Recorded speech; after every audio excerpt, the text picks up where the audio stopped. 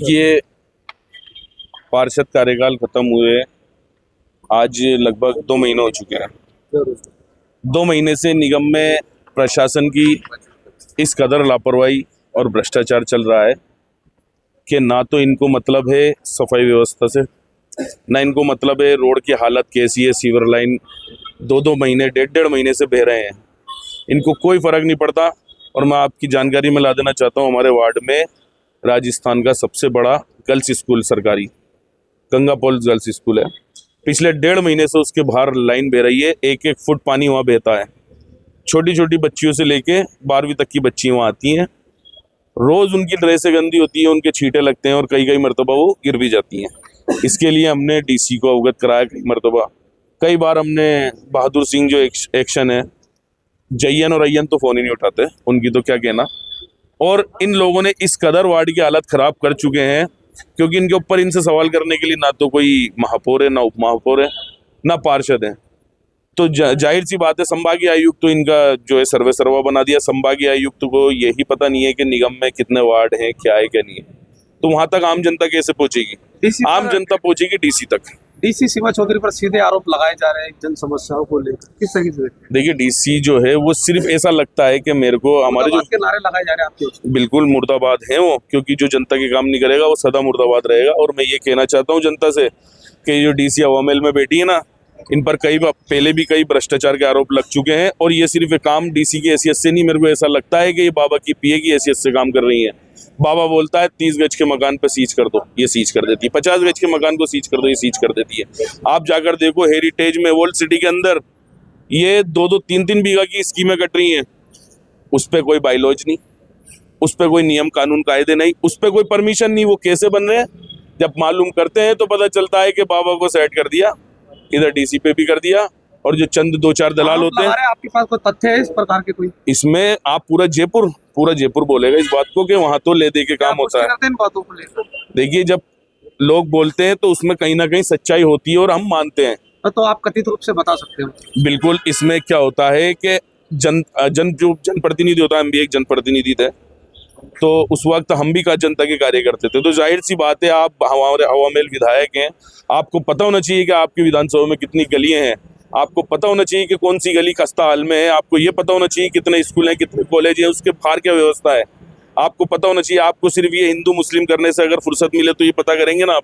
आपने देखा होगा पिछले 2 सालों से हवा महल विधानसभा का माहौल इस कदर खराब हो चुका है कि सड़कों की, नालियों की, गटर की, सफाई की, इनकी बातों के अलावा सिर्फ हिंदू मुस्लिम, सनातन, पाकिस्तान, अभी बांग्लादेश नया ट्रेंड में आया क्योंकि आपको पता है बंगाल में चुनाव है अभी थोड़े दिन बाद। तो जब तक बांग्लादेश जिंदा रहेगा, देश के लोगों की कब बात होगी, कब हमारे विकास की बात होगी? मैं इनसे सवाल करना चाहता हूं, क्या सिर्फ भ्रष्टाचार होगा? निगम के अधिकारियों ने कर्मचारियों से, आपको मालूम होना चाहिए कि एक एक वार्ड में 40-40, 30-30 कर्मचारी काम कर रहे हैं, सिर्फ 10, और बाकी कर्मचारी कहाँ हैं? बाकी कर्मचारी इन डीसी की देखरेख में होती है चीज। क्या डीसी को पता नहीं है कि बाकी कर्मचारी इन लोगों ने बिठा रखे? हर कर्मचारी के ये 5-5, 6-6 हजार रुपए लेके, मैं सीधा आरोप लगाता हूँ इन एसआईओ पे, सीएसआईओ पे, इन्होंने भ्रष्टाचार फैला रखा है। हर वार्ड में इन्होंने 20-20 कर्मचारी बिठा रखे हैं। तो इसका सवाल कौन करेगा इनसे? इसको डीसी की, इसकी मॉनिटरिंग होनी चाहिए डीसी की कि कितने कर्मचारी किस वार्ड में। हमारे वार्ड में आज 39 कर्मचारी थे, काम कर रहे हैं सिर्फ 6 कर्मचारी। इसका कौन सवाल देगा? क्योंकि इन पे पार्षद नहीं रहा, इसलिए इन पे कोई मेयर नहीं है, इसलिए इनको सीधा सीधा भ्रष्टाचार का एक खुला मौका मिल चुका है। सारे अधिकारी एक दूसरे के लिए खड़े हैं। और सीमा चौधरी पे मैं आरोप लगाता हूँ, ये सिर्फ मकान देखने किसी भी गली में घुसती है, सफाई देखने नहीं घुसती। जगह जगह सीवर के चेंबर खुले हुए हैं, जगह जगह लोग गिर रहे हैं, बुजुर्ग लोग गिर रहे हैं, गाड़ियाँ गिर रही हैं, सर्दी का मौसम है, चोट जब लगती है तो आदमी के अंदरूनी चोट भी लग सकती है, इनका कोई ख्याल नहीं है। वसीम खान, पार्षद प्रतिनिधि, वार्ड नंबर 28। ज्ञापन में किस तरीके का आपने ज्ञापन दिया, उसके बारे में थोड़ी जानकारी? ज्ञापन तो फिलहाल तो हम वार्ड नंबर 28 का ज्ञापन दे रहे हैं, जहां तो बाकी और वार्ड है उनमें सफाई व्यवस्था पूरी तरीके से ठीक है? बिल्कुल भी नहीं है। पूरी हवा महल विधानसभा में परेशान है। इसका क्यों दे रहे हैं? अभी फिलहाल जो हमारे पार्षद साहब है वो अपनी तरफ से दे रहे हैं, तो उसके लिए मैं आया हुआ हूँ। लेकिन पूरी विधानसभा, जो हमारी हवा महल विधानसभा है, उसमें बिल्कुल भी काम नहीं हो रहा है, किसी चीज का काम नहीं हो रहा है। सिर्फ दान पेटी के अंदर पैसे डालो और काम हो जाएगा।